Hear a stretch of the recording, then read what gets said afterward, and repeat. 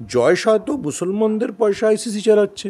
জয় শাহর মানে আইসিসির মূল স্পন্সর হচ্ছে সৌদি আরব, সৌদি বিভিন্ন কোম্পানি, অ্যারামকো।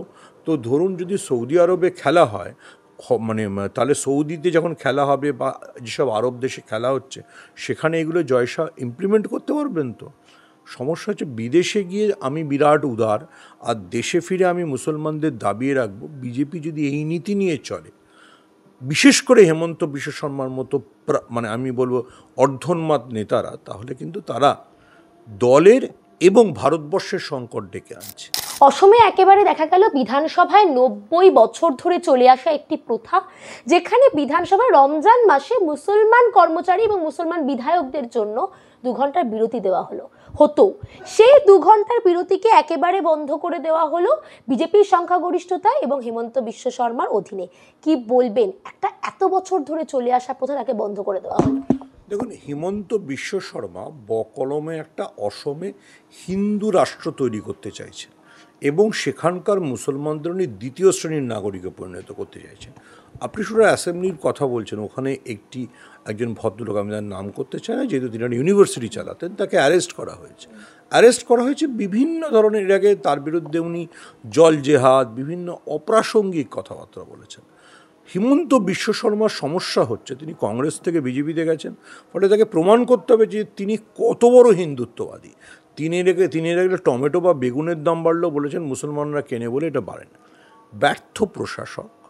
ব্যর্থ প্রশাসককে এইসব বলেই করতে হয়।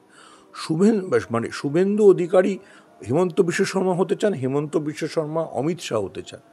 হিমন্ত বিশ্ব শর্মাকে শুধু যেটা প্রশ্ন করার আছে যে উনি তো অমিত শাহর মানসপুত্র, উত্তর পূর্বে হয়ে মানে বিজেপিকে সামলান।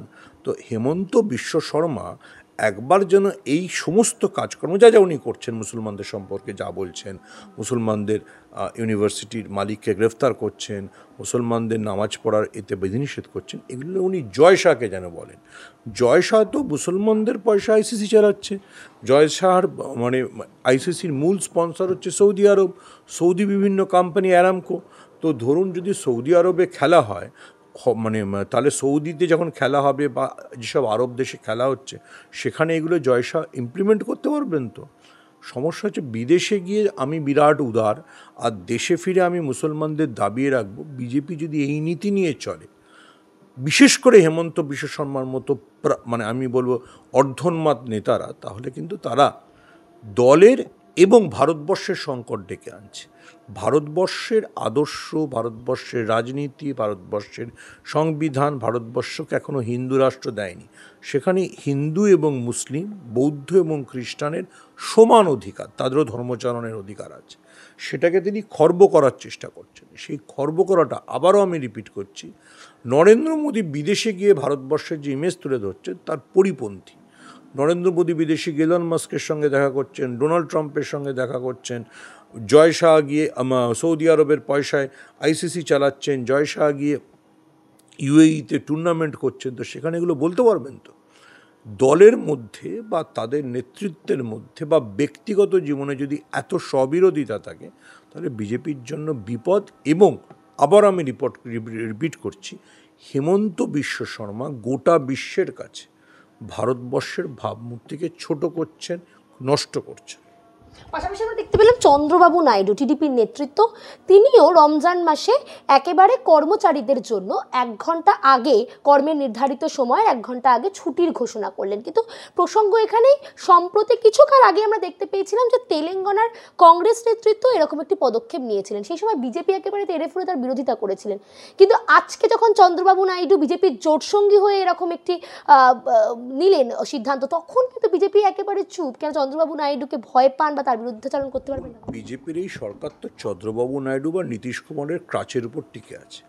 আর চন্দ্রবাবু নাইডুও জানেন উনি যে রাজ্যের মুখ্যমন্ত্রী, সেই অন্ধ্রপ্রদেশে কত শতাংশ মুসলিম ওনার দল তেলেগু দেশম পার্টিকে ভোট দেন, এবং তাদের ভোট না পেলে চন্দ্রবাবু নাইডু কোথায় গিয়ে দাঁড়াবেন।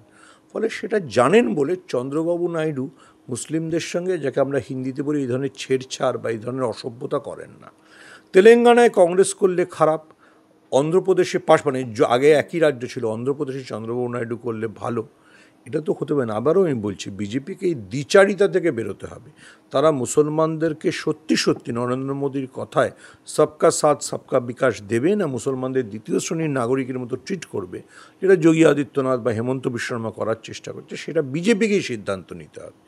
কিন্তু যোগী আদিত্যনাথ হোক, হেমন্ত বিশ্ব শর্মা হোক, যারাই এই মুসলমানদের দ্বিতীয় শ্রেণীর নাগরিক প্রমাণ করে নিজেদেরকে বিরাট হিন্দু নেতা হিসেবে তুলে ধরতে চাইছেন, তারা আসলে ভারতবর্ষের ক্ষতি করছেন। ভারতবর্ষের যে ভাবমূর্তি গান্ধীর দেশ হিসেবে, নেহেরুর দেশ হিসেবে, রবীন্দ্রনাথের দেশ হিসেবে প্রতিষ্ঠিত হয়েছিল, সেটাকে নষ্ট করছেন।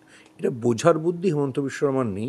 হেমন্ত বিশ্ব শর্মা যদি দেখেন যে ওনার স্টেটের পারফরমেন্সকে, ওনার স্টেটে কটা লোক বিনিয়োগ করতে আসছে, কটা লোক চাকরি পাচ্ছে, তাহলে বুঝবেন যে উনি স্টেটটাকে, নিজের রাজ্য আসামকে এগিয়ে নিয়ে যাচ্ছে না পিছিয়ে নিয়ে যাচ্ছে। পাশাপাশি দিল্লির মুখ্যমন্ত্রীর অফিস থেকে দেখা গেল একেবারে সরে গেল আম্বেদকরের ছবি, একেবারে সরে গেল ভগৎ সিং এর ছবি, সেখানে চলে এসেছে মহাত্মা গান্ধীর ছবি এবং তার সঙ্গে সঙ্গে নরেন্দ্র মোদী এবং রাষ্ট্রপতির ছবি।